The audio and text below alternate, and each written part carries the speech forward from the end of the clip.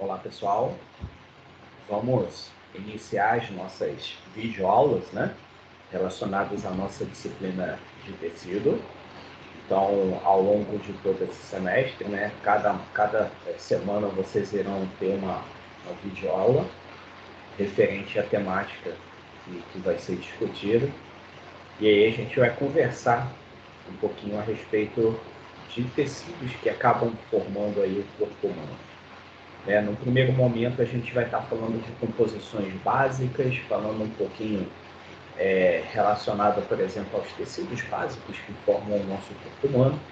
E numa segunda etapa, a gente começa a trabalhar, de fato, com a composição dos sistemas, né? Sistema respiratório, sistema digestório, e como que é a organização desses tecidos, ok? Então, hoje a nossa primeira videoaula vai ser para a gente poder conversar um pouquinho a respeito do tecido sanguíneo, né? Falando um pouquinho dos componentes celulares, como é o caso dos leucócitos e das hemácias. Vou compartilhar a tela aqui com vocês.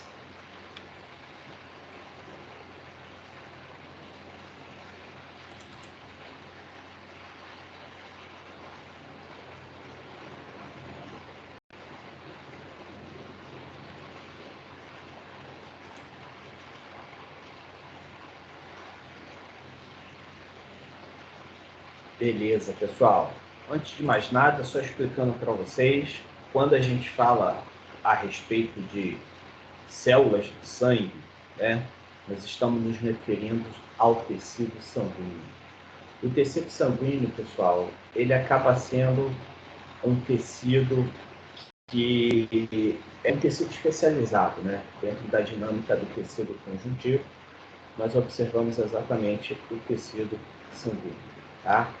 Ele vai ter uma característica peculiar, justamente aí pelo fato de ser um tecido em que ele tem como uma característica interessante aquilo que seria a sua matriz extracelular, né? A gente vai observar que essa matriz extracelular, isso vai ficar claro quando a gente conversar a respeito do tecido conjuntivo propriamente dito, que ela pode estar se organizando de diferentes formas.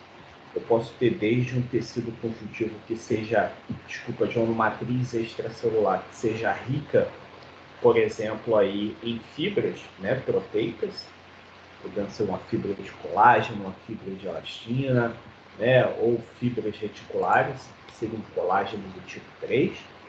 Né? Pode ser, por exemplo, uma matriz em que eu tenho uma matriz mineralizada, como é o caso, por exemplo, da matriz do tecido ósseo, né?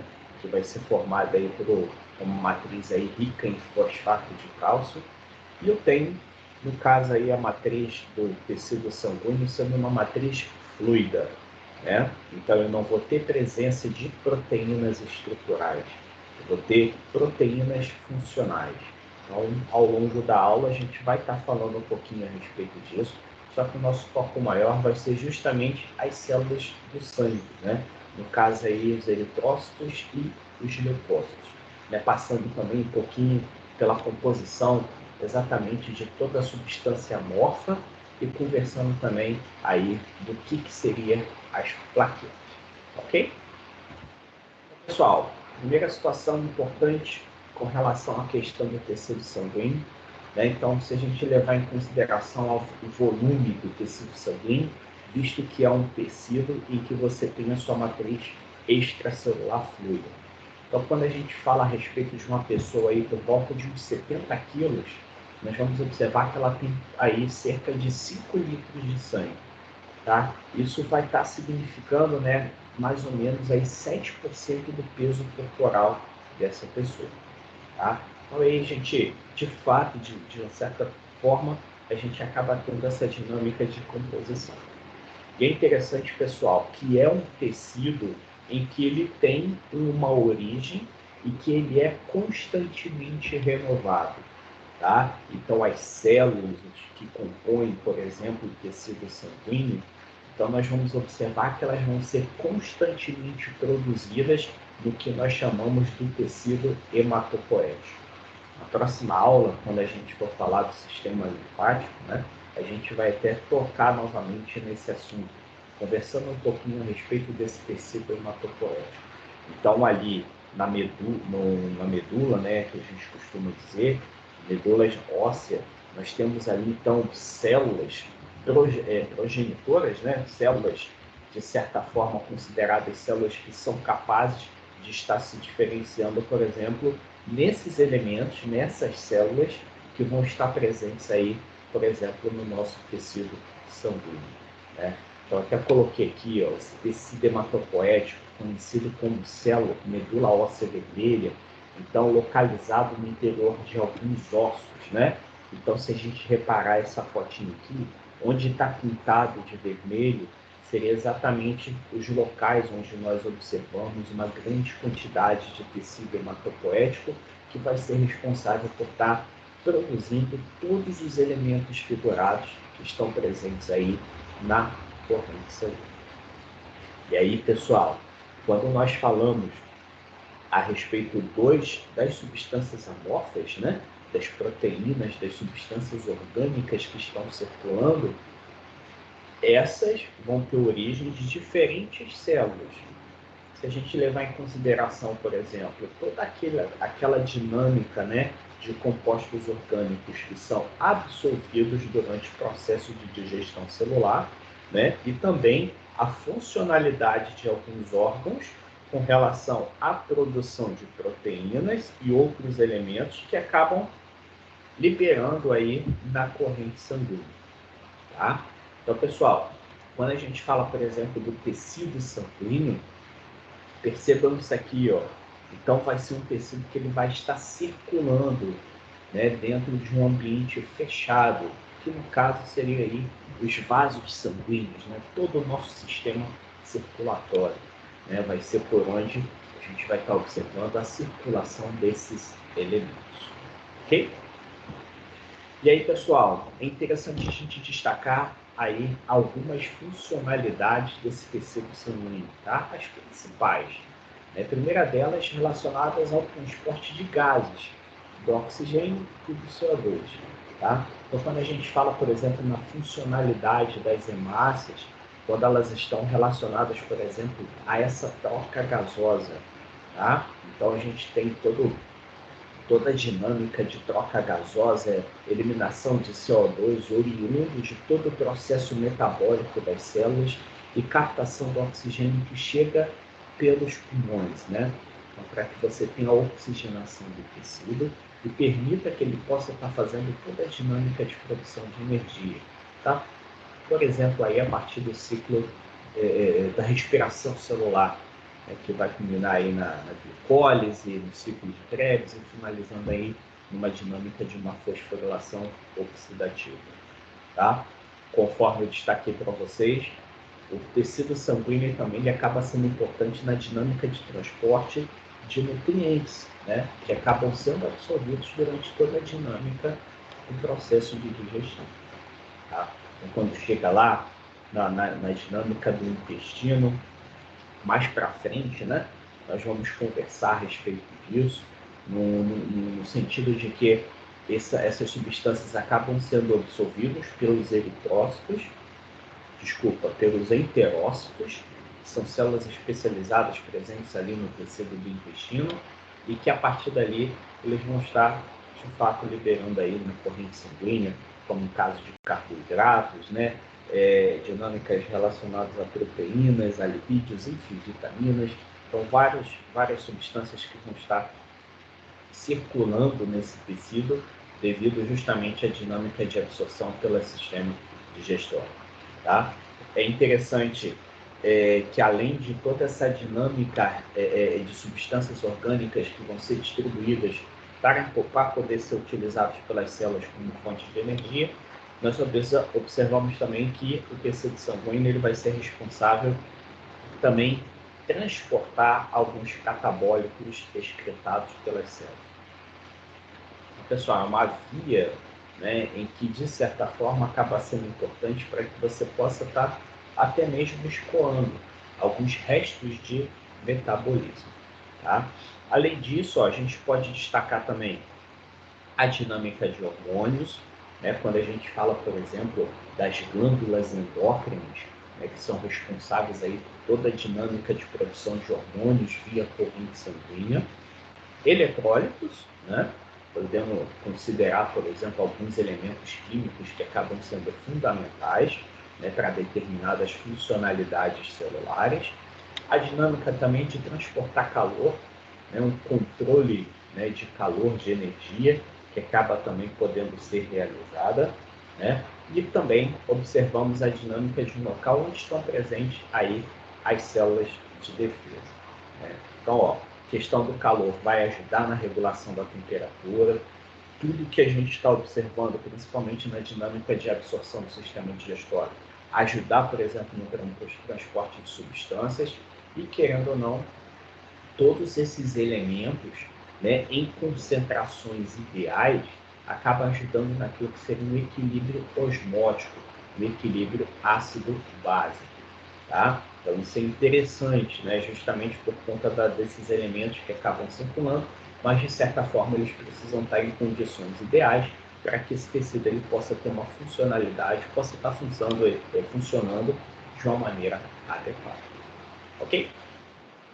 E, pessoal, só para a gente entender, quando a gente pega, por exemplo, o tecido sanguíneo ele é importantíssimo no sentido de que a gente pode estar utilizando ele para várias situações de diagnóstico, né, de doenças, diferentes doenças, e até mesmo de acompanhamento relacionado aí a algum tipo de tratamento, tá? Como nós vimos no slide anterior, justamente pelo fato de que é um tecido onde você tem a circulação de diferentes compostos orgânicos, tá? Esses compostos orgânicos podendo ser indicativos de várias situações, de várias doenças e também de erros metabólicos, né? Aí a gente está falando, por exemplo, de um diabético, de uma pessoa que de repente tem níveis de colesterol alto, que acabam sendo analisados justamente a partir do tecido sanguíneo, que eles vão estar circulando nesse local, tá? Então, só para a gente entender, de 46 a 63% do sangue, ele vai ser líquido, né? Vai estar relacionado, por exemplo, ao plasma, né? Isso significa exatamente alguns elementos orgânicos, né, que vão estar presentes circulando ali, né? E de 37 a 54% estão relacionados, por exemplo, aos elementos celulares. E quando a gente fala elementos celulares, o majoritário vai ser as hemácias, né? Representando aí 99,9%. E os demais elementos, né, que equivalem a 0,1%, nós temos aí a dinâmica das plaquetas, dos glóbulos brancos, né? E os glóbulos brancos sendo divididos em 5 células: neutrófilos, eosinófilos, basófilos, linfócitos e monócitos, né? Então são 5 células que vão ter uma funcionalidade interessante, principalmente na dinâmica aí da defesa do nosso organismo. Ok? Então, pessoal, falando de uma maneira específica relacionada então à dinâmica desses componentes e as suas concentrações. Então, por exemplo, quando a gente fala da composição do sangue de maneira geral, de 91 a 92% vai ser equivalente à água, né? E que, ó, essa parte que está um pouco em bege vai estar relacionada ao plasma, né? E essa que está um pouco avermelhada relacionada então aos elementos figurados. Então percebam, a água ela vai ter como uma função ali nessa dinâmica como se fosse um solvente, né? Ajudar principalmente naquela dinâmica de carregar, né? Justamente pelo, vamos imaginar assim, o fluxo, né, sanguíneo composto justamente por conta desse solvente orgânico. Desculpa, desse solvente que seria a água. Aí, além da água, né, temos componentes como proteínas que são fundamentais, como no caso da albumina, da globulina, do fibrinogênio. Então, são proteínas funcionais, não vão ser proteínas estruturais, né, que a gente vai estar vendo, por exemplo, quando conversar a respeito do tecido conjuntivo propriamente dito. Então, equivale a de 7 a 8%. Então, cada uma dessas proteínas acabam tendo uma funcionalidade, né? As globulinas, por exemplo, defesa, a albumina, transporte, a questão do fibrinogênio, relacionada, por exemplo, à dinâmica da coagulação sanguínea. Eu tenho outros elementos, outras substâncias orgânicas e inorgânicas, né, como no caso aí dos íons, glicose, lipídios, aminoácidos, hormônios, vitaminas, que equivalem de 1 a 2%. Aí a gente tem cada uma delas relacionada, por exemplo, a uma funcionalidade específica. Um controle de pressão, do pH, enfim, né, que vão ser apenas elementos que vão estar circulando para ser transportado para um local um pouco mais específico. Então a gente tem essas possibilidades relacionadas a esses elementos que estão circulando, né? E aí as hemácias, né? Hemácias, vamos lá, como eu disse, né? 99%, 99,9%, né? Então aí sendo responsáveis para a dinâmica do transporte de oxigênio. Aí a gente tem toda a dinâmica, né, relacionada aos leucócitos, os 5, né, neutrófilo, linfócito, monócito, linófilo, basófilo, cada um tendo uma dinâmica, né, relacionada à sua proporção. Depois eu vou voltar a falar a respeito disso, e todos eles relacionados à defesa. O que é interessante, pessoal, que cada uma dessas células vai ser responsável por uma função no processo de defesa, né? Então, vai ser responsável por estar eliminando bactérias, fungos, outro relacionado, por exemplo, à dinâmica de produção de anticorpos, né? Um vai ter um envolvimento maior na dinâmica das alergias. Então, a gente observa, né, de fato, toda essa dinâmica da funcionalidade específica de cada um deles, né? E as plaquetas, sendo aí também minoritárias, né, junto com os leucócitos, e que vão estar participando diretamente do processo de coagulação. Tá? Então, pessoal, quando a gente fala dessa porção amorfa, né, daquela parte líquida, daquela matriz líquida, né, então a gente vai estar chamando justamente ele de plasma, né? Então, plasma vai ter uma cor meio amarelada, né? Então aí vai ter uma variação com relação à sua concentração. Porque eu coloco, pessoal, sempre esse intervalo de 45 a 55? Porque ao longo do curso vocês vão perceber que ela vai ter uma variação de acordo com o estado fisiológico do paciente. E até mesmo quando a gente leva em consideração a dinâmica do sexo, da idade, né, que isso vai ter uma variação, né, da composição, da quantidade desses elementos presentes aí na composição, né, vamos dizer assim, do tecido sanguíneo. Tá? Mas, de certa forma, igual a tabela que nós vimos anteriormente, né? Só que reforçando, então ali seu principal componente vai ser a água, né? Seguido aí com as proteínas de maneira geral, e aí temos outras situações, como os íons, né? A dinâmica da glicose, do lipídio, enfim, toda aquela dinâmica dos elementos que vão estar presentes dissolvido exatamente nessa porção amorfa, né? Dessa matriz extracelular líquida do tecido sanguíneo. Então, aí as principais proteínas, como eu disse para vocês, a albumina, além de ajudar na dinâmica de regulação da pressão, né, sanguínea, ajuda também no processo de transporte de ácidos graxos, né, e também de hormônios. As globulinas, que a gente conhece também na dinâmica aí de transportadores, que podem ser utilizados aí na dinâmica de combate das infecções, que são, por exemplo, as imunoglobulinas, e também que vão estar relacionados a transporte de lipídios, né, como as lipoproteínas. E, por fim, o fibrinogênio, que vai estar na dinâmica da coagulação. Então, aquilo que eu falei com vocês ali naquela tabela, né, imaginar as principais proteínas que são transportadas, né, via corrente sanguínea, e que acaba tendo essa dinâmica, né, essa funcionalidade com relação ao tecido sanguíneo. Ok?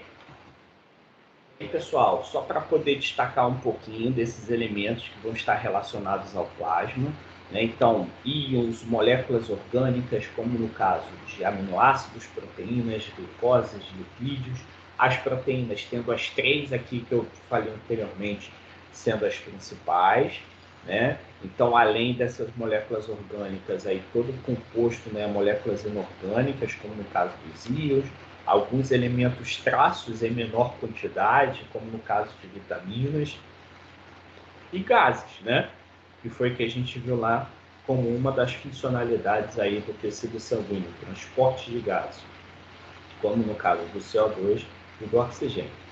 Então, pessoal, percebam, né, uma importância aqui do tecido sanguíneo, principalmente quando nós levamos em consideração o plasma, com relação à quantificação de compostos orgânicos na corrente sanguínea.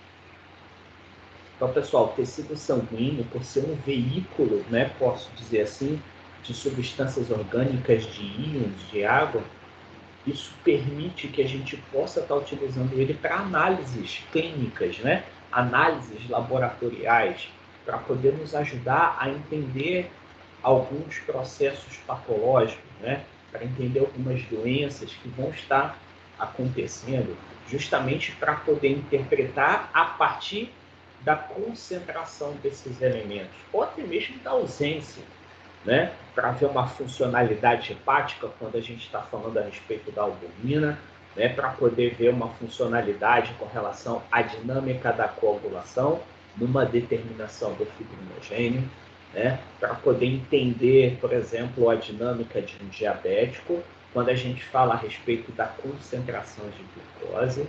Então, percebam que a gente pode estar utilizando essa matriz extracelular como avaliação clínica, né, de algumas doenças e também acompanhamento aí de diversos tipos aí de patologias, ok?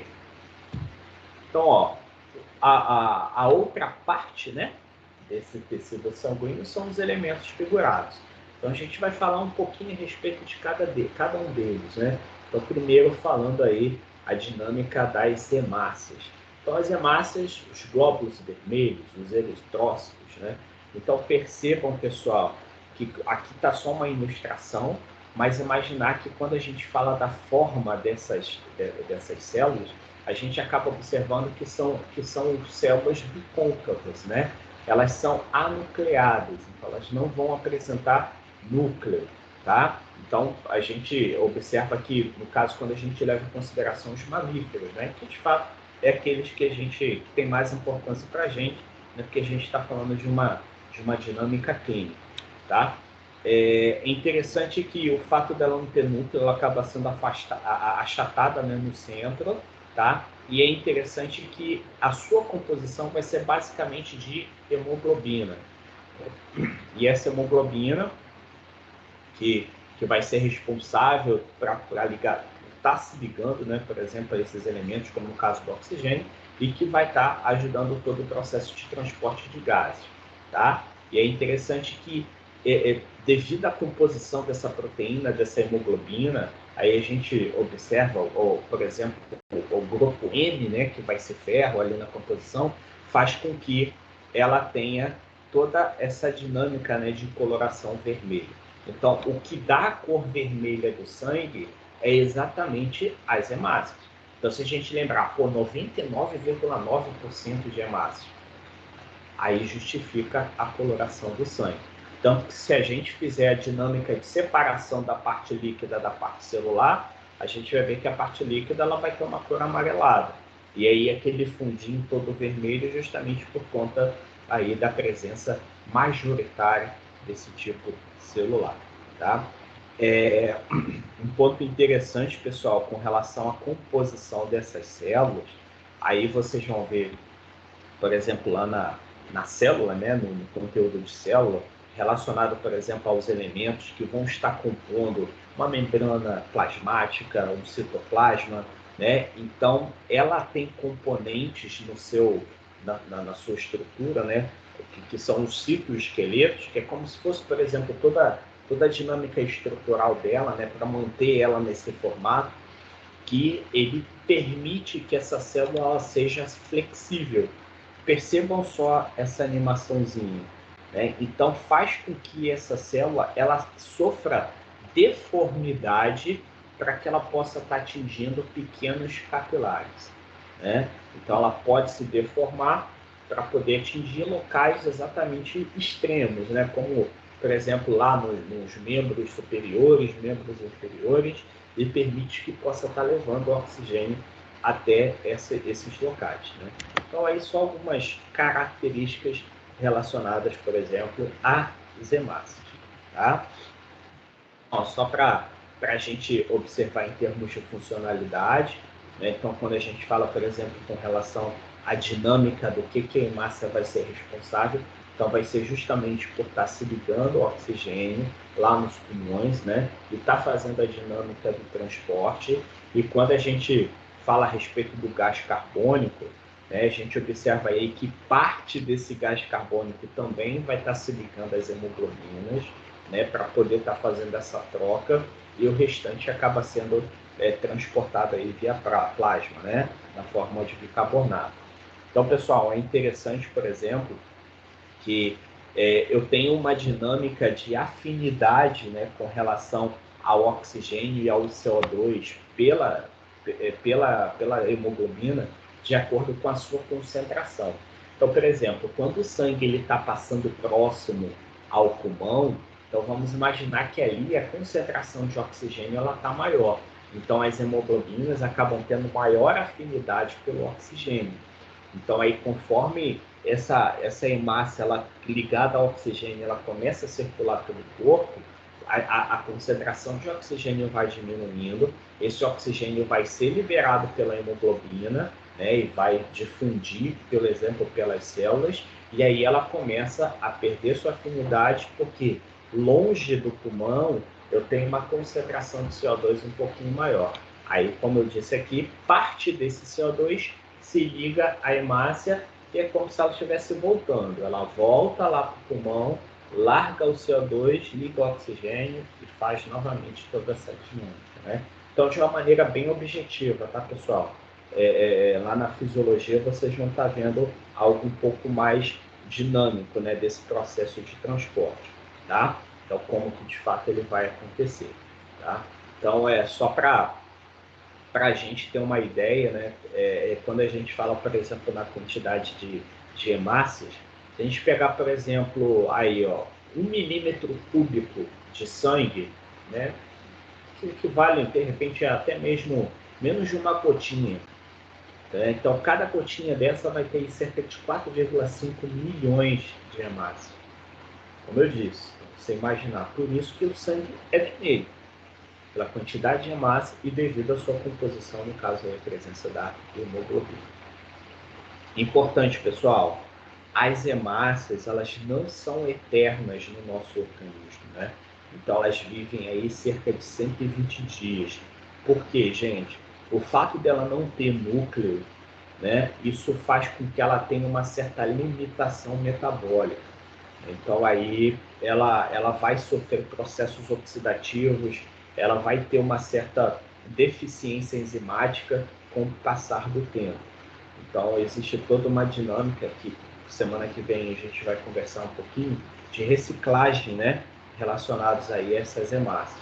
Então, aí elas vivem cerca de 120 dias e aí você tem uma renovação constante com relação aí à produção via tecido hematopoético, tá? Ó, só para poder mostrar para vocês, aqui seria uma dinâmica, né, do que a gente identifica como uma eritropoese, tá? Isso aqui, em disciplinas um pouco mais específicas, vai ficar um pouco mais claro, mas imaginar que lá no tecido hematopoético eu tenho uma dinâmica de um ciclo de produção de novas células sanguíneas, né? Justamente para suprir essa dinâmica aí de sobrevivência de 120 dias que essas hemácias elas irão passar. Tá?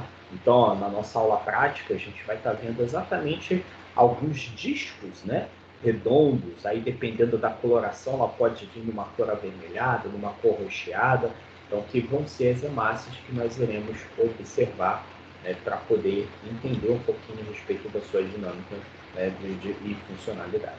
Ok? Aí, como eu disse para vocês, né, a dinâmica relacionada à sua função, que seria justamente de transporte de oxigênio. Então, quando eu tenho o processo, né, próximo aos alvéolos, próximo lá ao pulmão. Então você tem a ligação da hemoglobina, que vai ser a proteína que vai estar presente aí nas hemácias, ao oxigênio. Então ele faz toda a dinâmica de distribuição. No tecido, essa dinâmica de oxigênio ela vai ser liberada, né? E essa hemoglobina volta para poder ser novamente oxigenada. E parte dessa hemoglobina ela volta ligada aí ao CO2, né? Como eu disse anteriormente, não vai ser todo o CO2, parte dele, né, vai ser transportado via plasma e outra parte, né, a menor parte, né, um quarto, né, como nós vimos lá, vai estar relacionada à ligação com a hemoglobina. E aquilo que eu comentei, pessoal, percebam o seguinte, né, próximo aos alvéolos, a pressão de oxigênio maior do que a pressão de CO2 faz com que as hemácias tenham mais afinidade pelo oxigênio, né? E daí segue o fluxo de transporte. Ok? Outro elemento figurado importante, e é interessante que cada um deles vai ter uma certa particularidade, seria exatamente com relação aos leucócitos. Então, leucócitos, glóbulos brancos, né, que também vão ser células com formato redondo. Só que, diferente das hemácias, já vão ser células dotadas de núcleo. Tá? E a função dela vai ser exatamente a defesa. Tá? Então, cada uma delas sendo responsável por estar fazendo algum tipo de atividade. Tanto que tem células que vão fazer fagocitose, que vai ser, por exemplo, aquela dinâmica de capturar o corpo estranho, e outros que vão estar sendo responsáveis pela produção de anticorpos, né? Mais precisamente falando aí dos linfócitos, tá? Aí, pessoal, a dinâmica da quantidade, né, como eu disse para vocês anteriormente, então, eles equivalem a menos de 1% do volume total do sangue, então não tem muita quantidade, né? Mas lembrando que ele é constantemente aí, renovado, produzido, tá? E aí a gente tem aquilo que seria a dinâmica, né, dos leucócitos sendo classificados como granulócitos ou agranulócitos, ou seja, vão estar de acordo aí com a presença ou não dos grânulos no citoplasma, tá? Esses grânulos, muitas das vezes, eles acabam sendo até mesmo visualizados, né, na microscopia, né, como pequenos pontos que acabam sendo corados, né?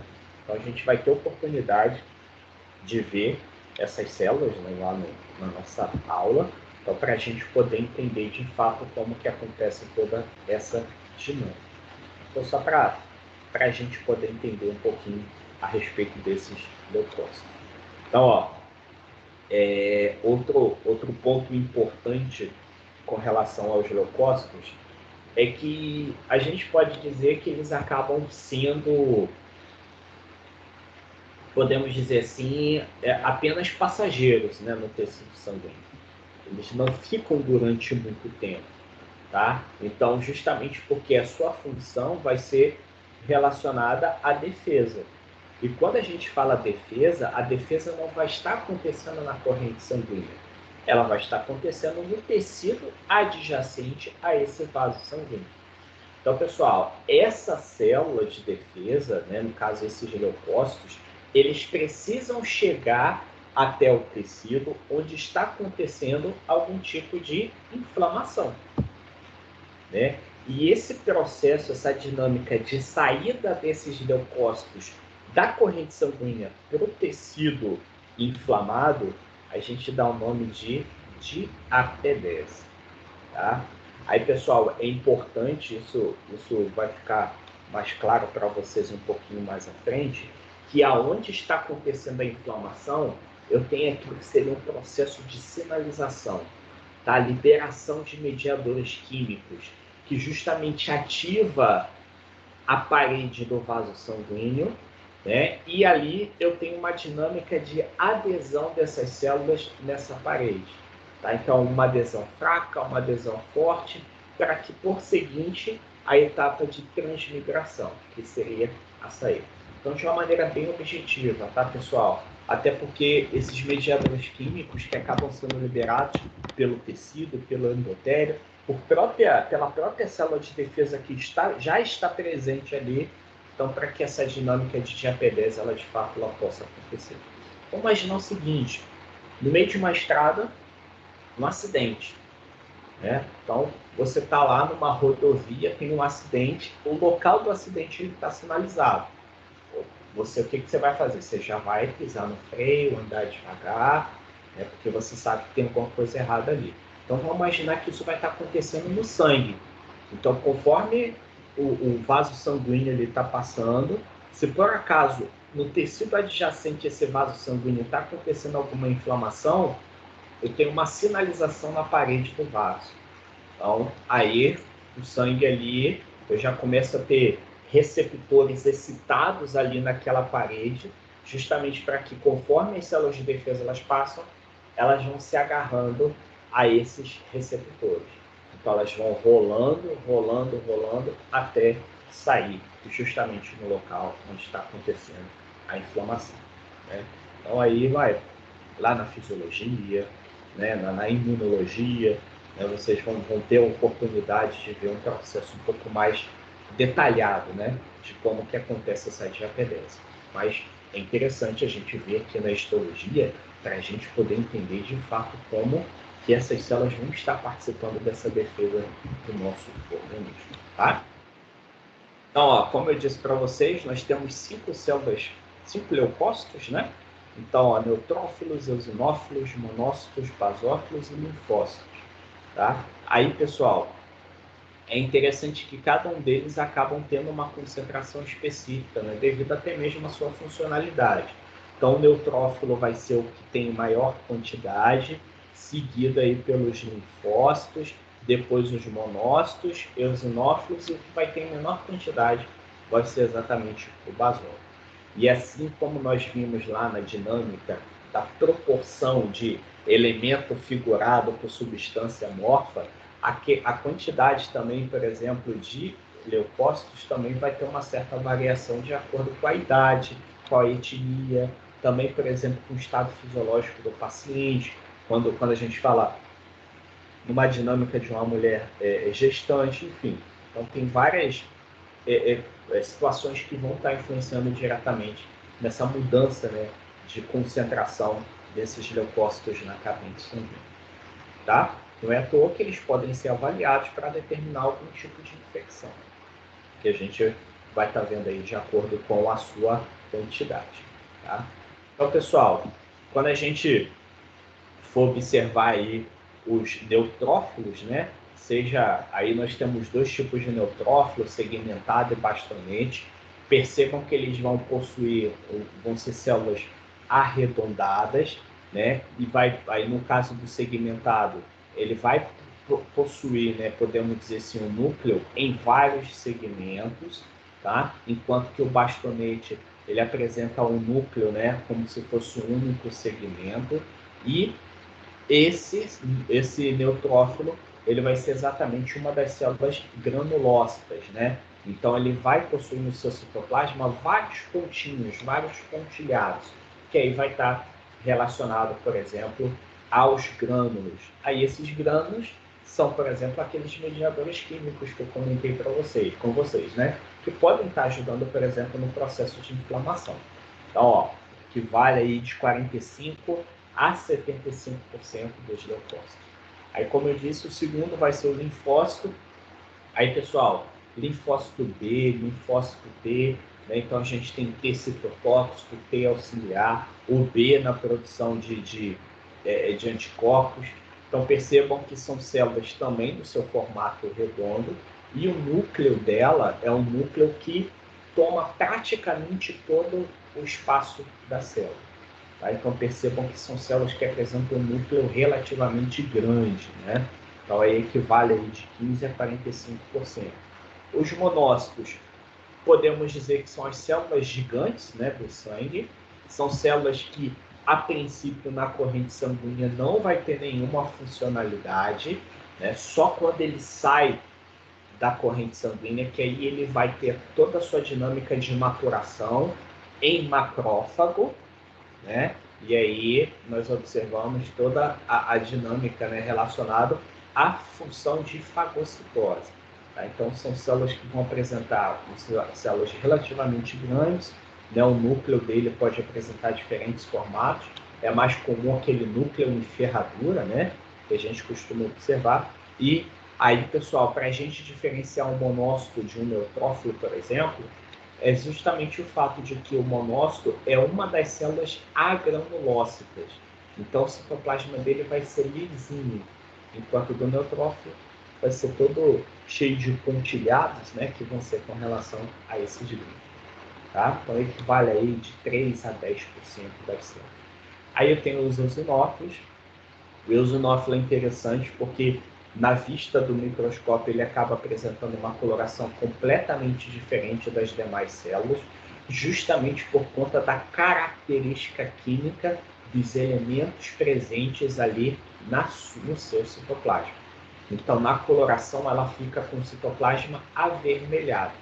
Então, é como se fosse um neutrófilo, só que com citoplasma vermelho, tá? Em termos de morfologia, tá, gente? Não de função, tá? Então, aí ele vai ter um núcleo também, geralmente o bilobulado, trilobulado, que seriam em vários segmentos, né? E aí representa aí de 1 a 5% das células. E, por fim, o basófilo.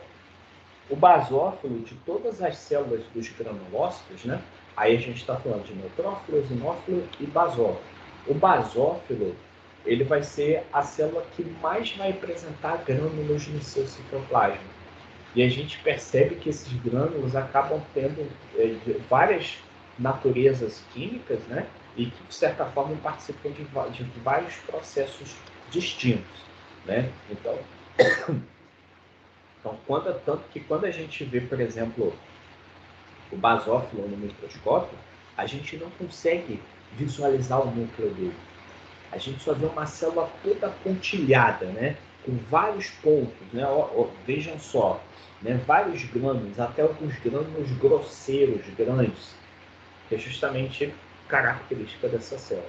Né? Grande quantidade de mediadores químicos, né? Tanto que, uma vez que o basófilo ele sai da corrente sanguínea, ele passa a se tornar uma célula que a gente chama de mastócito, né? Quando a gente for falar de tecido conjuntivo, a gente vai entender esse processo, e aí ali ele acaba sendo responsável por grande parte daquela dinâmica de inflamação, a partir da liberação aí desses mediadores. Ok? Então, aquela classificação que eu falei com vocês, ó, quando eu falo dos granulócitos, eu tenho neutrófilo, eosinófilo e basófilos. Né? Percebam o citoplasma cheio de grânulos, né? E quando eu falo dos agranulócitos, eu tenho o linfócito e o monócito, tá?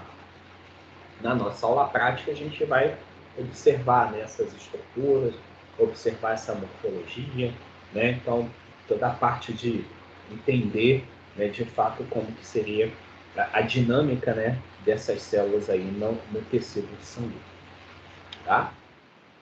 Agora, falando um pouquinho a respeito de cada uma dessas células, né, de uma forma bem direta. Então, como já mencionei para vocês, os neutrófilos vão ser as células em maior quantidade, né?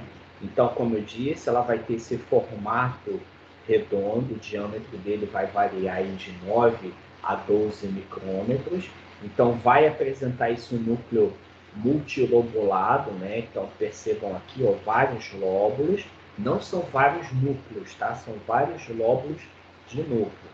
E é interessante que os neutrófilos são as primeiras células a serem recrutadas durante o processo de infecção bacteriana, né? Então, alguns desses grânulos que estão presentes nele acabam sendo importantes aí, por exemplo, na dinâmica de combater, né, essas bactérias. Então, que vão ter funções antimicrobianas, tá? Mas não somente isso, né?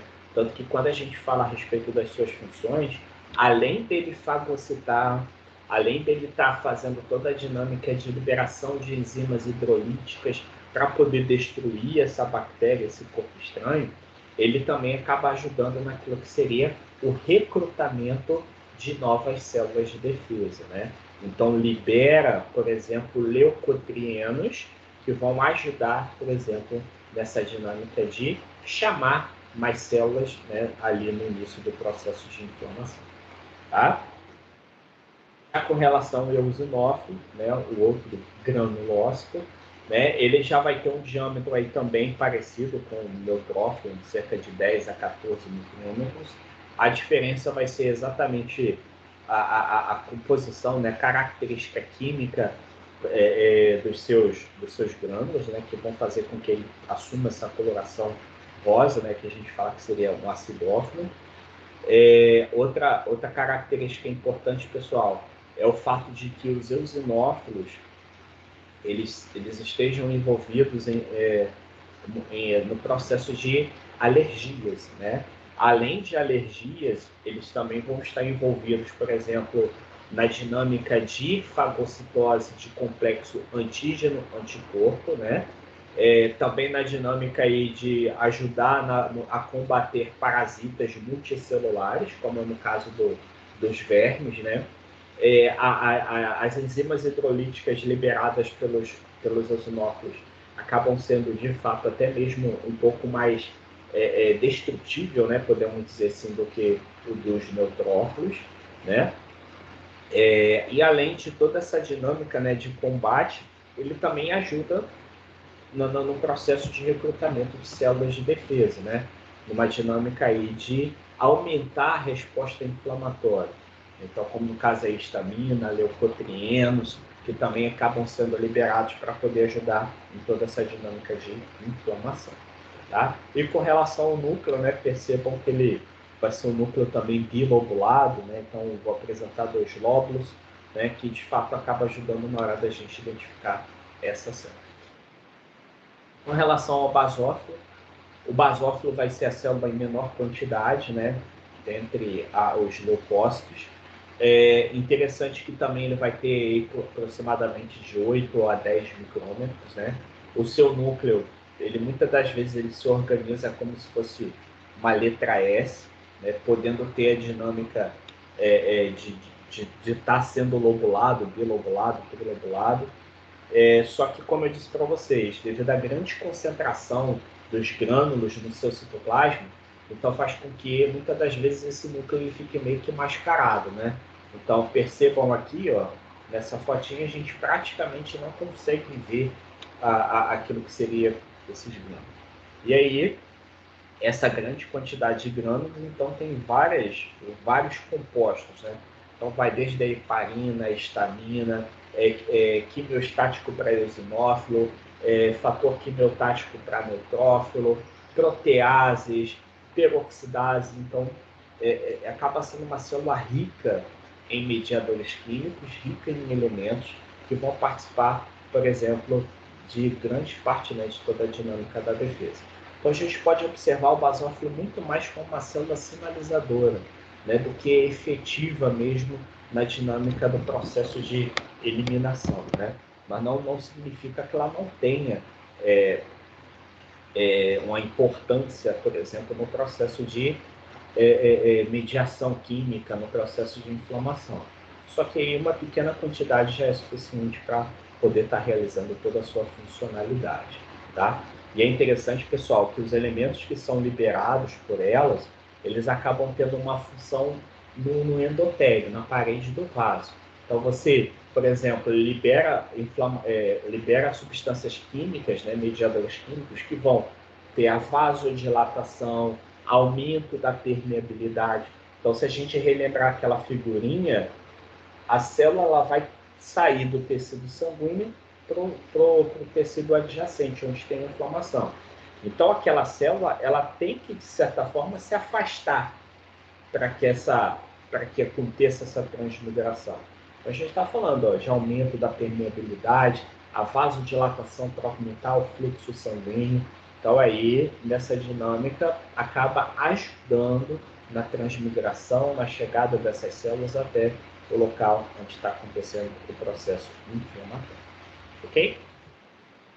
A quarta célula, os monócitos, como eu disse para vocês, são as células gigantes, né? Não tão gigantes, né? Todas as que nós vimos até agora varia aí até uns 14, 13 micrômetros. Aqui ela pode chegar até 15 micrômetros, né? Então aí é a terceira célula em quantidade, né? Só fica atrás do neutrófilo e do linfócito. Como eu disse, na No sangue, ela acaba não tendo uma funcionalidade específica, né? Então ela acaba sendo muito mais funcional à medida que ela vai saindo para o tecido, né? Porque aí ela vai meio que se maturar em macrófago e aí sim, macrófago vai estar relacionado, por exemplo, a fagocitose de substâncias estranhas, né? Vai estar produzindo citocinas para poder ajudar na inflamação, para poder ajudar, por exemplo, na dinâmica imunológica, né? E também funcionam como células apresentadoras de antígeno, né? Ou seja, depois que ela processou o corpo estranho, ela apresenta aos linfócitos, né?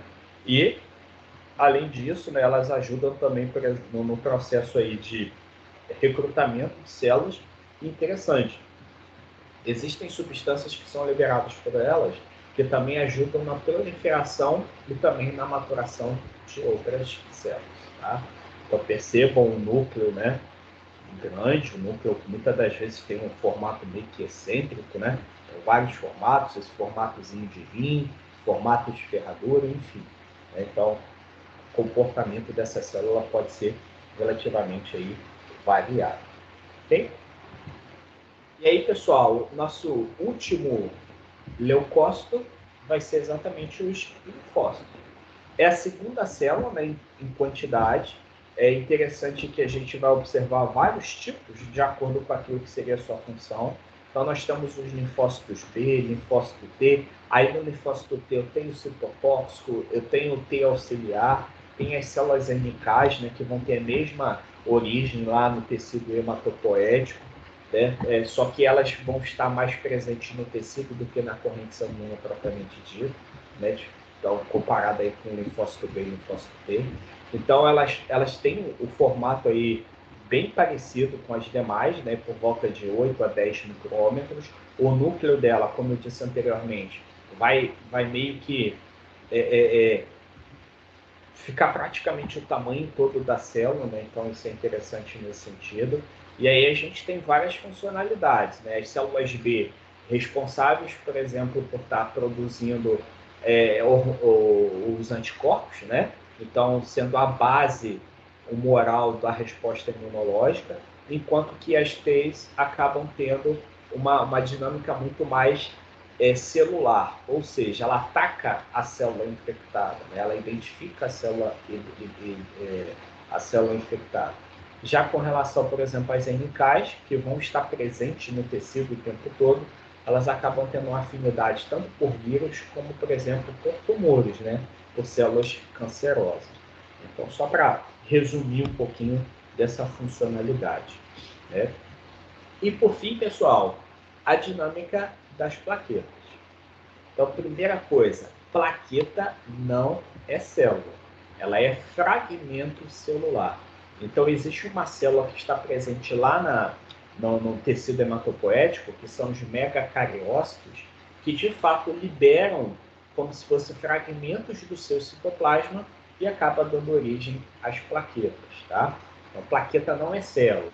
O que nós vamos observar, por exemplo, no corte histológico, né, no caso, no esfregaço sanguíneo, são exatamente pequenos elementos, como se fossem grânulos presentes lá, que vão ser correspondentes aí às plaquetas, como a gente está vendo aqui nessa fotinha, né? E a sua função vai ser no processo de coagulação. Então, ela que vai ajudar na formação daquele tamponamento primário, né? Ajudar, por exemplo, de uma forma para poder evitar que aconteça toda a dinâmica de extravasamento de sangue. Ela não vai ser o único elemento, tá? Mas vai ser o principal. Então, depois que ela forma esse tampão primário, ela vai proporcionar, né, aquilo que seria a atuação de outras substâncias para poder auxiliar em todo o processo de coagulação sanguínea. Ok? Então, ó, vamos imaginar a fotinha, o megacariócito. Então, ele vai liberar, de fato, fragmentos aí do seu citoplasma para poder estar formando, de fato, a plaqueta. E, como eu disse, ó, tampão mecânico durante a resposta homeostática, né? Então, durante a resposta contra aquilo que seria uma lesão vascular. Ok? Certinho?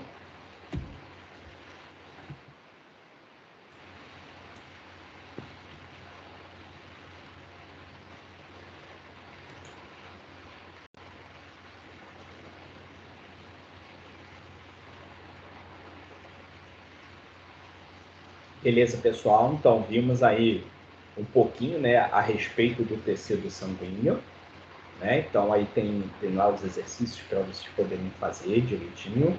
E na nossa aula, a gente conversa um pouquinho melhor, né, das dúvidas que foram surgindo.